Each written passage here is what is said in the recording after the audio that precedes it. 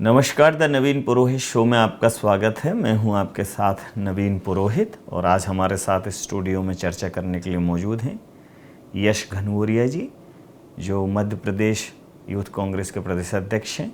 यश जी, आपका IND24 में बहुत बहुत स्वागत है। बहुत बहुत धन्यवाद नवीन जी। IND की पूरी टीम को बहुत बहुत धन्यवाद देता हूँ। यश जी, आपके नाम के अनुरूप ही कांग्रेस का यश, ऐश्वर्य, वैभव किसी से छुपा नहीं। एक समय था कि कांग्रेस ही कांग्रेस थी। वो तरुणाई, वो जवानी, वो कांग्रेस का यौवन कहीं ना कहीं खो सा गया है। कांग्रेस अपने यश को कैसे प्राप्त करेगी और कब प्राप्त करेगी? निश्चित रूप से मैं ये समझता हूँ कि कांग्रेस आज भी वही है जो पहले थी। जैसा कि हम सब ने देखा है और हम सब के सामने हैं चीज़ें कि आज भी मध्य प्रदेश में जो हमारी पार्टी का वोट शेयर है वो 40% के आसपास आज भी है। और मैं ये समझता हूँ कि निश्चित रूप से आज जो परिस्थितियाँ निर्मित हुई हैं उन सब में कहीं ना कहीं हम में कुछ कमी थी और हम उनको स्वीकार भी करते हैं और उन पे काम करते हैं। एक विपरीत दौर हमेशा आता है। मैं ये समझता हूँ बड़े से बड़ी लीडर्स चुनाव हारे हैं। इंदिरा जी चुनाव हारी हैं, अटल जी भी चुनाव हारे हैं। तो राजनीति में कभी जीत पर इतराया नहीं जाता और हार से घबराया नहीं जाता। तो मैं ये समझता हूँ कि हमारे लिए ज़रूरी ये है, हमारी पार्टी के लिए ज़रूरी ये है कि जो भाजपा इस देश में जो स्थितियाँ परिस्थितियाँ उनको निर्मित कर रही है, जो एक वैचारिक गिरावट देश में आई है, तो कांग्रेस का मतलब सिर्फ सत्ता में आना नहीं है। कांग्रेस का मतलब है उन चीज़ों को रोकना। कांग्रेस का जब जन्म हुआ था तब सत्ता की बात ही नहीं थी। कांग्रेस का जन्म इसीलिए हुआ था कि हमें सामाजिक सौहार्द को बचा के रखें, हमारे देश को बचा के रखें। तो आज भी हमारी सबसे बड़ी जिम्मेदारी वही है और हमारा पूरा युवा वर्ग, पूरी जो हमारी ताकत है वो उसी चीज़ के लिए संघर्ष कर रही है। जी, अब चूँकि आप एक राजनीतिक परिवार से ताल्लुक़ रखते हैं तो राजनीति में स्वाभाविक एक रुचि रहती है परिवार के कारण, लेकिन सक्रिय राजनीति में कैसे आए? वो टर्निंग पॉइंट के लगा कि नहीं अभी राजनीति में आना है? क्योंकि वर्तमान समय में कांग्रेस की राजनीति तो कोई ऐसा नहीं है कि बहुत ही लग्जरी पॉलिटिक्स हो कांग्रेस की। कांग्रेस की राजनीति में आने का मतलब है कि सत्ता के लिए संघर्ष, विपक्ष की आवाज़, जनता की आवाज़ बनना, सड़कों पर संघर्ष करना, मुद्दों की बात करना, जनता के लिए संघर्ष करना और संघर्ष करते करते सत्ता मिल जाए तो मिल जाए। लेकिन वर्तमान परिस्थितियों में कांग्रेस कोई बहुत ऐसा कोई लग्जरी रास्ता नहीं है पॉलिटिकल उसके लिए। इवन आपके यहाँ से लोग छोड़ के जा रहे हैं। ऐसे में कांग्रेस में आप कहाँ राजनीतिक भविष्य देख रहे हैं? देखिए, मैं ये समझता हूँ कि जो राजनीति में मेरे आने का, जैसा आप अभी बोल रहे थे नवीन जी, मैं ये समझता हूँ कि मेरे परिवार से मुझे ये विचारधारा मिली। मेरे दादाजी, मेरे पिताजी, मेरे चाचा जी, हम गांधी जी की विचारधारा से प्रभावित हैं और निश्चित रूप से हम राजनीति में हैं तो सत्ता के लिए नहीं है, हम हमारी विचारधारा की लड़ाई के लिए हैं। और हमारा उद्देश्य सदैव यही रहा है कि हम कैसे अपनी इस विचारधारा को, अपनी तमाम लोगों के हक के लिए हम लड़ाई लड़ पाएँ। ये हमारी प्राथमिकता पहली रही है। उस बीच में हम जो भी चीज़ें अटेन कर पाएँ वो एक क्षणिक चीज़ें रहती हैं। हमको हमारे लोगों के लिए कैसे एक प्लेटफॉर्म लेना है, उनके लिए कैसे काम करना है, ये हमारे लिए प्राथमिकता रहती है। और हमारा जो पूरा संघर्ष है, जो वो युवाओं की लड़ाई के लिए है, सबकी लड़ाई के लिए, किसी के अधिकार से कोई वंचित ना रहे, ये हमारी प्राथमिकता है। जी, तो यूथ कांग्रेस के प्रदेश अध्यक्ष के जो चयन की प्रक्रिया थी काफ़ी गहमा गहमी भरी थी। बहुत सारे प्रतिभागी थे। उस राजनीतिक दौड़ में अपने आप को साबित करना पहला एक एक्सपीरियंस, कार्यकर्ता के तौर पर कांग्रेस से जुड़े, लेकिन एक पदाधिकारी के तौर पर एक पूरी इकाई का नेतृत्व आपको मिला है। तो ये कैसा अनुभव रहा? देखिए, ये मेरे लिए बहुत ही अच्छा और सुखद अनुभव रहा। मैं आपके मंच के माध्यम से मैं हमारे शीर्ष नेतृत्व को बहुत बहुत धन्यवाद देना चाहता हूं, क्योंकि मैं ये समझता हूं पूरे विश्व में एक यूथ कांग्रेस ही एक ऐसा संगठन है जो एक इतनी बड़ी अपॉर्चुनिटी हमारे युवाओं को देता है। और मैं और मेरे साथी सभी इस चीज़ के लिए साधुवाद देते हैं, धन्यवाद देना चाहते हैं शीर्ष नेतृत्व का। हमको बहुत सारी चीज़ें सीखने मिली जब हम इलेक्शन फाइट कर रहे थे। यूथ कांग्रेस के सभी कार्यकर्ताओं ने हर गली हर कूचे तक पहुंचने का काम किया, उनसे जुड़ने का हमको मौका मिला। उनकी जो परिस्थितियां थी, उनकी जो परेशानियां थी, उनको समझने का अवसर हमको मिला और उनसे जुड़ के काम करने का ये भी एक हमारा अनुभव रहा। जी, तो विपक्ष के रूप में यूथ कांग्रेस की भूमिका को आप कैसे परिभाषित करते हैं? क्योंकि ये एक जेन जी का वो है टाइम, ये जेन जी एरा है। अभी डिस्ट्रक्टिव ना हो, कंस्ट्रक्टिव वे में बहुत कुछ करने की ज़रूरत है। तो एक ऐसा युवाओं से ऊर्जा से भरा हुआ युवा समूह देश का जो है वो कहीं ना कहीं आप उसको लीड कर रहे हैं। आपकी विचारधारा से, कांग्रेस की विचारधारा से मैक्सिमम लोग जुड़ें, यूथ प्रभावित हों, उनको समझ में आए जो कांग्रेस बात कह रही है। क्योंकि सामान्यतः आप बहुत अच्छे मुद्दे उठाते हैं, लेकिन चुनाव में वो मुद्दे धराशायी हो जाते हैं, उनको पब्लिक नहीं समझती, आप लोगों को वोट नहीं करती। तो यूथ कांग्रेस को विपक्ष की एक बड़ी भूमिका मिली है, कैसे निर्वहन करेंगे? देखिए, मैं ये समझता हूँ जो गिरावट भाजपा के शासनकाल में आई है मध्य प्रदेश में, विगत 20 साल से भाजपा की सरकार है और तमाम परिस्थितियां हमारे सामने हैं। फिर चाहे वो हमारे युवाओं के हितों को जो मारा जा रहा है, संविधान की हत्या की जा रही है। हम आज मध्य प्रदेश में बैठे हैं, 2019 से पीएससी एस्पिरेंट्स की परिस्थिति हमारे सामने हैं, भर्ती नहीं निकलती है, उनको मौके नहीं मिलते। आज हमारा युवा मजबूर है मध्य प्रदेश छोड़ने के लिए, दूसरे राज्यों में जाके काम करने के लिए। आज ये स्थिति है कि भोपाल के युवाओं को बेंगलोर जाना पड़ रहा है, पुणे जाना पड़ रहा है, या ना तो हमारी सरकार उनको बेहतर शिक्षा व्यवस्था दे पा रही है, ना तो वो यहाँ रोज़गार दे पा रही है। और एक बहुत बड़ा मैं ये समझता हूँ कि सरकार लिप्त है सिर्फ पैसा कमाने में, भ्रष्टाचार करने में। सरकार को युवाओं की चिंता नहीं है। सरकार, क्योंकि भाजपा सरकार पूरा तंत्र इस्तेमाल करके जीत रही है, मैं नहीं समझता हूँ कि ये उनके मैंडेट की जीत है। मैं समझता हूँ ये वोट चोरी जो भाजपा सरकार कर रही है, ये सारी चीज़ें उससे हो रही हैं। क्योंकि कोई भी वर्ग आप देख लीजिए, व्यापारी वर्ग खुश नहीं है, हमारे नौजवान खुश नहीं हैं, महिलाओं पे हमारे प्रदेश में अत्याचार हो रहे हैं, थानों की क्या स्थिति है, सारी चीज़ें हमारे सामने पब्लिक डोमेन में है। कोई भी आप मुझे एक ऐसा थाना आप देख सकते हैं नवीन जी कि जहाँ नशीले पदार्थों की बिक्री ना होती हो और प्रशासन उस पर मौन है। अब तो सभी विधायक आपके हैं, मेजॉरिटी पूरे विधायकों की आपकी है, सरकार आपकी है, महापौर अधिकांश आपके हैं। तो ऐसा क्या कारण है कि भाजपा सरकार उनको नहीं रोक पाती है? तो मैं ये समझता हूँ ये सरकार की विफलता है। और इन सभी बातों को लेके यूथ कांग्रेस ज़मीन पे है, हमारे युवाओं साथियों के बीच में है। हमारा ये प्रण है कि हम, चाहे वो वोट चोरी का मुद्दा हो, चाहे वो हमारे युवा साथियों के हक की लड़ाई हो, चाहे रोज़गार की बात हो, चाहे शिक्षा की बात हो, चाहे हमारी बहन बेटियों की सेफ्टी की बात हो, इन सभी को लेके यूथ कांग्रेस एक बहुत बड़े आंदोलन के रूप में सामने आएगी। फिर चाहे वो आंदोलन हमको सड़क से लेके विधानसभा तक करना पड़े, विधानसभा से संसद तक करना पड़े, हम हर उस लड़ाई को लड़ेंगे और निरंतर हम लड़ते रहेंगे।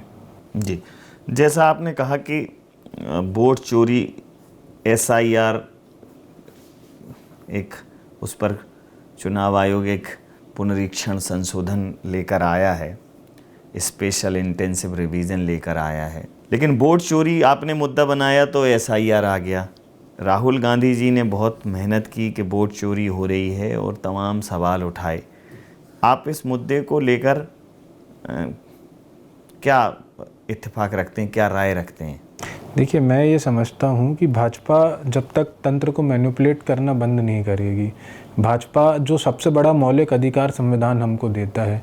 अम्बेडकर जी ने जब संविधान की रचना की थी तब उन्होंने एक बहुत खूबसूरत संविधान हमको दिया था। जो सबसे बड़ा हमारे पास राइट होता है, जो सबसे बड़ा संविधान में हमारे पास राइट है, वो राइट है वोट करने का।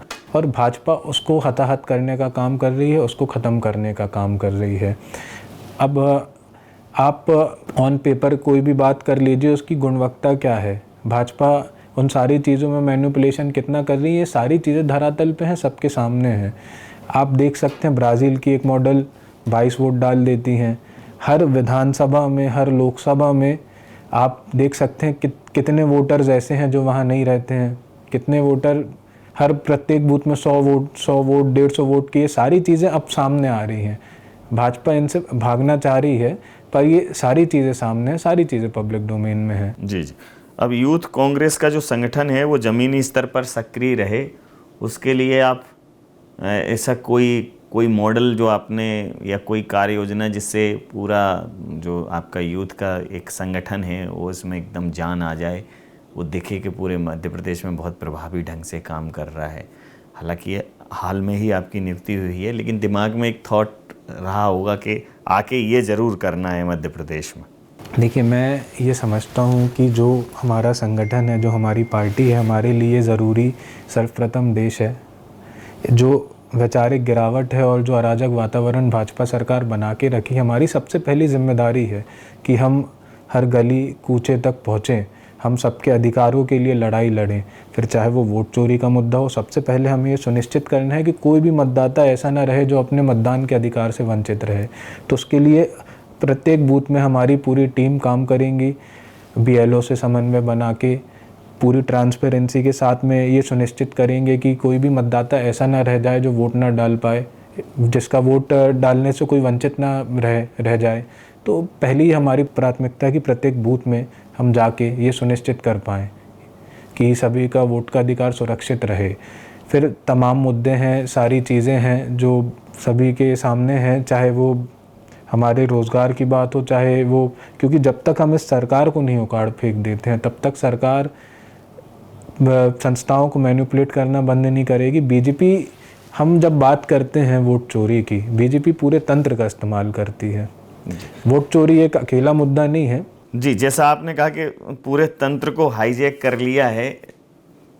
अब यही बात राहुल गांधी जी कहते हैं। राहुल गांधी जी बहुत समझाते हैं, बहुत मेहनत करते हैं, कन्याकुमारी से कश्मीर तक और पूरा दक्षिण से उत्तर तक सब जगह घूमे, पूरे देश में घूमे, भ्रमण किया, लेकिन हार एक ऐसा टैग बन गया है कि उनके ऊपर हार का टैग उनका पीछा नहीं छोड़ रहा है। राहुल गांधी जी लगातार हार रहे हैं और कांग्रेस, उसके बावजूद कांग्रेस का भरोसा राहुल गांधी जी में कायम है। मैं ये समझता हूँ हमारे नेता जननायक राहुल गांधी जी एक बहुत ही विराट व्यक्तित्व के धनी हैं। मैं पुनः ये कहूँगा नवीन जी आपसे कि राजनीति में कभी भी हार से घबराया नहीं जाता और जीत से इतराया नहीं जाता। हमने बहुत महापुरुषों को देखा है। पहले जो राजनीति हमारे देश में होती थी वो विचारधारा की होती थी, एक स्वस्थ राजनीति होती थी। नेता पहले भी थे इस देश में, चाहे वो इंदिरा जी के समय की हम बात कर लें, अटल जी के भी समय की बात कर लें, विचारधारा की बात होती थी, मतभेद होते थे, मनभेद नहीं होते थे। तो ये जो नफ़रत का वातावरण ये लोग बना रहे, हमारे नेता ने ये बेड़ा उठाया है पूरे देश में जाके, कि फिर चाहे वो उनने भारत जोड़ो में, उनने पूरे भारतवर्ष में यात्रा की। मैं ये समझता हूँ उनसे सहज सरल लोगों की परेशानियों को समझने वाला ऐसा कोई अभी व्यक्तित्व नहीं है जो लोगों की लड़ाई को इस पैमाने पे उठा सके और सभी के बीच में जा सके उन सभी मुद्दों को लेके। मैं ये समझता हूँ कि हार के बाद बहुत सारे प्रश्न उठे कि राहुल गांधी जी के नेतृत्व में लगभग हार का शतक लगने वाला है। इतनी हार के बावजूद भी आप लोगों का भरोसा राहुल गांधी जी में कायम है। हमारे नेता हैं, हम सभी के सामने सारी चीज़ें हैं, आप देख सकते हैं। मैं खुद बिहार में था, बेतिया में मेरी ड्यूटी थी। जी जी। चनपटिया विधानसभा में मैं था जी। तो जो चीज़ें हमने वहाँ महसूस की वो रिज़ल्ट से एकदम विपरीत थी। तो आप ये सिस्टम में जितनी भी गड़बड़ियाँ हैं, ये सब सारी चीज़ें सब सामने हैं। और मैं ये मानता हूँ कि जब तक इस चीज़ पे हम एक कलेक्टिव एफर्ट ना डालेंगे, जब तक भाजपा को हम रोक नहीं पाएंगे, तब तक भाजपा यही चीज़ें करती रहेगी। और हमारे नेता की ये खासियत है, कोई भी व्यक्ति किसी में ना इतनी हिम्मत है, ना किसी में इतना साहस है कि कोई इतना, मतलब कि भाजपा ने पूरा तंत्र लगा दिया, पूरी टीमें लगा दी, पूरी कंपनीज उनने करके एक नेगेटिव कैंपेन उनके स्वाभिमान को ठेस पहुंचाने के लिए चला है। लेकिन जनता ने सारी चीज़ें, आप देख सकते हैं लोकसभा के इलेक्शंस में भी सामने आई, जनता ने जो उनको स्नेह दिया, प्यार दिया। तो मैं ये समझता हूँ कि आने वाले समय में निश्चित रूप से 29 में कांग्रेस की सरकार बनेगी और हमारे नेता जननायक राहुल गांधी जी प्रधानमंत्री बनेंगे। राहुल गांधी जी को लेकर जो है, जब भी किसी से बात करता हूँ मैं कांग्रेस से, तो सहज सरल, और वो उनकी छवि भी वो इस प्रकार की गढ़ रहे हैं कि बहुत ही सहज सरल हैं और नफ़रत के माहौल में एक ऐसा नेता जो सबकी बात करता हो। लेकिन आप लोगों पर तो तुष्टीकरण के आरोप लगते हैं कि आप एक वर्ग विशेष को सपोर्ट करते हैं, कांग्रेस तो एक तुष्टीकरण वाली पार्टी है, ये आरोप लगते हैं आपके ऊपर। तो इन आरोपों में कितना दम है? देखिए, मैं ये समझता हूँ, मुझे हंसी आती है जब मैं ये आरोप लगाने वाले लोग जब हमारे विरोधी हैं, जब हम उनके उस पे आते हैं, तो मैं ये समझता हूँ बड़ी विडंबना वाली बात है कि सर्वधर्म की बात करती है कांग्रेस पार्टी, और कांग्रेस पार्टी देश की बात करती है। भाजपा का चाल चरित्र, सारी चीज़ें सब जनता के सामने हैं। भाजपा कैसे सारी चीज़ों को करती है, कैसे मैनिपुलेट करती है, कैसे एक वर्ग विशेष को दबाने का काम भाजपा करती है। अच्छा, वो आपको सनातन विरोधी भी बताते हैं कि आप लोग जो है भगवान राम के विरोधी हैं, ऐसा स्थापित करने की कोशिश की गई है। लेकिन आपको तो बहुत धार्मिक यात्राओं में और कई कार्यक्रमों में देखा है मैंने, तो कांग्रेस वाकई सनातन विरोधी है इस टाइप का? वो जो हिंदू कभी भी भाजपा की बपौती नहीं है जी, हिंदू कभी भी भाजपा की बपौती नहीं है। मैं ये कहना चाहता हूँ कि मेरे पिताजी का नाम लखन है, मेरे चाचा जी का नाम भरत था, जी जी, मेरे चाचा जी का नाम रघुवीर था। तो मैं ये समझता हूँ कि कितना आप इस चीज़ से समझ सकते हैं कि हम धर्म को राजनीति से नहीं जोड़ते। धर्म हमारे लिए एक बहुत बड़ी बात है, आस्था का विषय, आस्था का विषय है। जी जी। तो आप कह रहे हैं कि धर्म आस्था का विषय है, तो आपके दृष्टिकोण से मतलब क्या भारतीय जनता पार्टी धर्म का उपयोग करके राजनीति की रोटियां सेक रही है? निश्चित रूप से भाजपा के पास खुद की कोई उपलब्धियां नहीं है गिनाने के लिए, जिनने आज़ादी की लड़ाई में छिंगली ना कटवाई हो, जो अंग्रेज़ों के मुखबिर हुआ करते थे। वो आज कांग्रेस को बताएंगे कि देश में देश हित की बात क्या होती है, धर्म क्या होता है। जब इस देश पे जब आँच उठ रही थी, तब जो अपने घरों में छुपे थे, जो तब बाहर नहीं निकले, वो आज जब सवाल उठाते हैं तो हमें हंसी आती है। जी।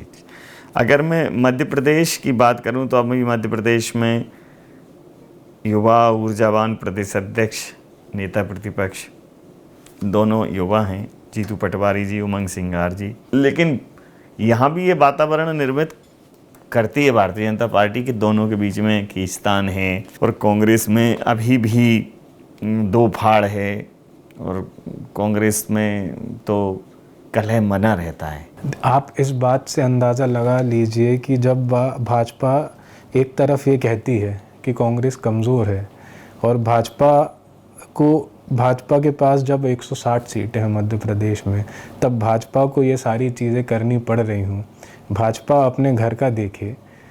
आप ये समझ लीजिए, जब विपरीत दौर में, विपरीत परिस्थितियों में भाजपा को इतनी घबराहट होती है हमारे शीर्ष नेतृत्व के कोऑर्डिनेशन से, फिर चाहे हमारे नेता जीतू पटवारी जी हों, उमंग सिंगार जी हों, मैं ये समझता हूँ कि जब जब इस देश में क्रांति आई है, युवाओं की ताकत से आई है, युवाओं की दम से आई है।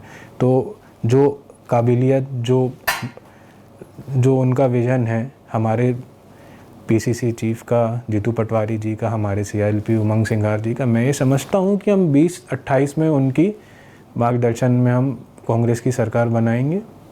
मध्य प्रदेश में 2028 में आप उनके मार्गदर्शन में कांग्रेस की सरकार बनाने का दावा कर रहे हैं। अब चूँकि आप भी एक कांग्रेस की इकाई के मुखिया हैं और यूथ प्रदेश अध्यक्ष हैं, यूथ ही आपके नेता प्रतिपक्ष हैं, आप भी युवा हैं, तो जब उनसे मिलके ये महसूस हुआ कि जो इंटेंसिटी आप रखते हैं, जो थॉट प्रोसेस आपका है, उसी थॉट प्रोसेस के साथ वो काम कर रहे हैं कि नहीं सरकार बनाएंगे 2028 में, वो कॉन्फिडेंस उनमें झलक रहा है? मैं आपसे ये बोलना चाहूँगा मैंने जो चीज़ महसूस की है, जब मैं हमारे अध्यक्ष जी से मिलता हूँ, हमारे नेता प्रतिपक्ष जी से मिलता हूँ, उनके अंदर जो जज्बा है वो हम लोगों से ज़्यादा है, और उनके अंदर का जो यूथ है वो हम लोगों से ज़्यादा है। और निश्चित रूप से मैं ये समझता हूँ कि जितने अच्छे से वो उन सारी चीज़ों को समझते हैं, और जो उनका विज़न है, और जो उनकी जितनी शिद्दत से वो हमारे नेता, आप देख सकते हैं कि निरंतर, आप ये देख लीजिए, हमारे अध्यक्ष जी हों, हमारे नेता प्रतिपक्ष जी हों, निरंतर उनका दौरा रहता है, उनका प्रयास रहता है कि वो हमेशा अपने लोगों के बीच में रहें, उनकी समस्याओं को सुनें और उस पर काम करें। जी। अब मैं एक ऐसा आपका अनुभव जानना चाहता हूँ जिसने ये आपके अंदर साहस दिया कि नहीं, भले ही कांग्रेस सत्ता में नहीं हो, कांग्रेस की राह बहुत कठिन हो, इस समय पर जिम्मेदारी लेना मतलब कांटों का ताज पहनना है, क्योंकि अकाउंटेबिलिटी एक बड़ा शब्द है। तो बतौर यूथ कांग्रेस प्रदेश अध्यक्ष रेखांकित किया जाएगा कि आपने अपने कार्यकाल में इस इकाई को कितनी मजबूती दी, कांग्रेस के मुख्य संगठन को कितना सपोर्ट किया। तो ऐसे में कोई भी जिम्मेदारी वाला पद लेना एक तरीके की चुनौती है। तो इस चुनौती को स्वीकार करने के पीछे की वजह क्या रही? देखिए, क्योंकि ये हनीमून पीरियड नहीं है कांग्रेस का। देखिए, मैं ये समझता हूँ, जिस विचारधारा से मैं आता हूँ, कांग्रेस का काम सिर्फ सत्ता बनाने का नहीं है, कांग्रेस का काम देश को बचाने का है। और मैं खुद को सौभाग्यशाली मानता हूँ कि मुझे ये अवसर मिला, पार्टी ने मुझे अवसर दिया, सम्मान दिया, और मेरी ये हमेशा से ये सोच रही है, परिकल्पना रही है कि मैं बेहतर से बेहतर अपने लोगों के हितों के लिए लड़ सकूं, ये सुनिश्चित कर पाऊं कि उनको उनका अधिकार मिले। और ये मैं नहीं समझता कि मेरे लिए इससे बड़ी कोई भी फ़ख्र की बात होगी। आज जब नफ़रतों का माहौल है पूरे देश में, मुझे ये अवसर मिला है कि मैं क्रांति का एक छोटी सी चिंगारी बन सकता हूँ। तो मेरा जो पूरा फोकस है, मेरा फोकस यही है कि मैं कैसे उस चीज़ को ग्राउंड लेवल पे जाके सबके हित की लड़ाई को लड़ूं, और ये जो माहौल बन रहा है नफ़रतों का, उनको कैसे ख़त्म कर सकूं। जी, जिस प्रकार से जब परिवार एक लंबी राजनीतिक पृष्ठभूमि होती है, तो निश्चित रूप से एक उसका फ़ायदा होता है कि आप राजनीति से और उस माहौल से परिचित होते हैं। लेकिन उसका एक नुकसान भी होता है कि आपकी अपनी मेहनत कहीं ना कहीं ओवरशैडो हो जाती है कि भाई फला व्यक्ति का बेटा है। तो जब प्रदेश यूथ कांग्रेस के प्रदेश अध्यक्ष बनने की बात थी, तो क्या मतलब इस प्रकार के परिवार जिनमें उनका एक अपना राजनीतिक इतिहास रहा हो, राजनीतिक विरासत रही हो, तो तब आपको डबल साबित करना होता है, सहज भी बने रहना होता है, और ये भी साबित करना होता है कि नहीं, हमारी जो उपस्थिति है उसमें हमारे परिवार की प्रेरणा हो सकती है, लेकिन और उससे ज़्यादा कोई भूमिका नहीं। क्या कहेंगे? देखिए, मैं ये समझता हूँ कि जो भी आपको प्राप्त होता है संसार में, कोई भी व्यक्ति हो, कोई भी व्यक्तित्व हो, निश्चित रूप से हमारे माता पिता का सबसे बड़ा योगदान उसमें रहता है। उसके बाद आप जो काम कर रहे हो, आप जो लाइन अपनी खींच रहे हो, उससे ये चीज़ तय होती है। तो मैं इस चीज़ से इत्तेफाक नहीं रखता हूँ, क्योंकि हम सभी भाइयों ने चुनाव लड़ा, और मैं ये समझता हूँ क्योंकि हम सभी इलेक्शन फ़ाइट करके आए हैं। हमारे सामने जो संगठन है वो आज भी पर्ची में लिख के दे देता है कि कौन अध्यक्ष बनेगा, कौन क्या बनेगा, और वो भी 4 नाम जो उनके पैनल में रहते हैं उनसे उनका नाम नहीं आता। तो हम सभी सौभाग्यशाली हैं कि हमको संगठन में काम करने का एक प्रक्रिया में हमको मौका मिला, नए अनुभव हमारे सामने आए, और उस बीच में मैंने जो महसूस किया, तो शायद अगर ये इलेक्शन ना होते तो शायद मैं आज यहाँ होता भी नहीं। जी, एक हर चीज़ के 2 पहलू होते हैं, एक अच्छा एक बुरा। एक बुरे पहलू पे तो मैंने बात कर ली कि ये हनीमून पीरियड नहीं है कांग्रेस का, लेकिन कांग्रेस के पास अब खोने को भी कुछ नहीं है। आप जब मैदान में उतरे हैं, सारे दिग्गज, आपके जो सत्ता पक्ष के दिग्गज हैं या सत्ता के जो लोग हैं आपके सामने, जो आपका राजनीतिक प्रतिद्वंदी है वो सत्ता में है, तो वो पाले के अंदर है, तो आपको पावर प्ले एकदम खुलकर खेलने का मौका है। तो यस जी से कितनी उम्मीद की जा सकती है कि चौके छक्कों की बरसात कर देंगे? देखिए, मैं ये बोलना चाहता हूँ आपसे कि जो लोग गए वो सिर्फ और सिर्फ लोभ और लालच में गए और अपने फ़ायदे के लिए गए। वो उतना विचारधारा से इत्तेफाक नहीं रखते थे, कमज़ोर थे, जो मेंटली वो चले गए। जो आज भी हमारे लिए ये बहुत अच्छी बात है कि जो मूल स्वरूप हमारी पार्टी का था, जो लोग हमारे बीच में जो ऐसे थे जो इत्तेफाक नहीं रखते थे, वो चले गए। और ये हमारे लिए बहुत खुशी की बात है, क्योंकि अब जो संगठन हमारा है वो हमारा मूल उद्देश्य है हमारी जनता, हमारा परिवार। और क्लीन हो गई है पार्टी क्लीन हो गई है। और हमारी जो एक विचारधारा थी, हम हमेशा विचारधारा की बात करते हैं, हम सत्ता की बात नहीं करते हैं। हमारे लिए ज़रूरी हमारे लोग और हमारे लिए उनके अधिकार ज़रूरी हैं। तो मैं ये समझता हूँ कि हम नए सिरे से उन सारी चीज़ों को बनाने के लिए, और देश सर्वप्रथम है हमारे लिए, तो हम उस चीज़ को लेकर आगे बढ़ रहे हैं। युवा नेता हैं, यूथ को क्या संदेश देना चाहते हैं? संदेश मेरा मेरे सभी युवा साथियों से यही रहेगा कि जिस दौर में अब हमारा देश है, हमको आकलन करना है इस नफ़रत के दौर में, इस समय पे उन सभी नफ़रत विरोधी ताकतों से हमको बचना है। हमें हमारे देश के मूल स्वरूप को सबसे पहले समझना है कि हम कौन हैं, हम कहाँ से आते हैं। और हमको हमेशा ही उन जितने हमारे महापुरुष रहे हैं उनके आदर्शों पे चलना है, उनसे सीखना है। हमको महात्मा गांधी जी से उनकी सरलता सीखनी है, हमको भगत सिंह जी से, चंद्रशेखर आज़ाद जी से हमको उनकी निर्भीकता सीखनी है। और ये भी सीखना है कि जब हमारे सामने जब विपरीत परिस्थितियाँ हो तो साहस से कैसे उन चीज़ों का सामना किया जाता है, आगे बढ़ा जाता है। तो मैं समझता हूँ एक बहुत रिच कल्चर हमारे देश का रहा है, एक जो वैचारिक विरासत जो हमारे देश की रही है, हम सभी उसको समझने का काम करें।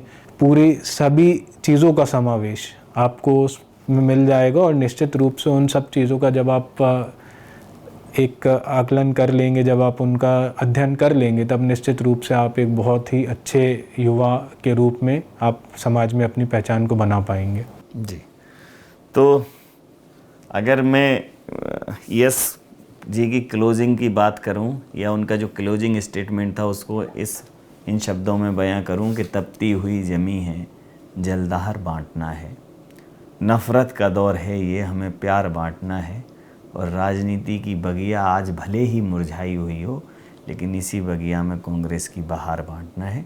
तो आपने तमाम सारे पहलुओं पर अपने सहज अंदाज में अपने विचार साझा किए, और ये सहजता मध्य प्रदेश को पसंद आए, मध्य प्रदेश के यूथ को आप कनेक्ट कर पाएँ, जिस उद्देश्य से आप आए हैं, राजनीतिक उद्देश्य से, उसमें बेहतर करें, ऐसी हम उम्मीद करते हैं। आपका बहुत धन्यवाद, बहुत आभार। बहुत बहुत धन्यवाद नवीन जी, आपको, IND की पूरी टीम को, आप सभी ने बुलाया, सम्मान दिया।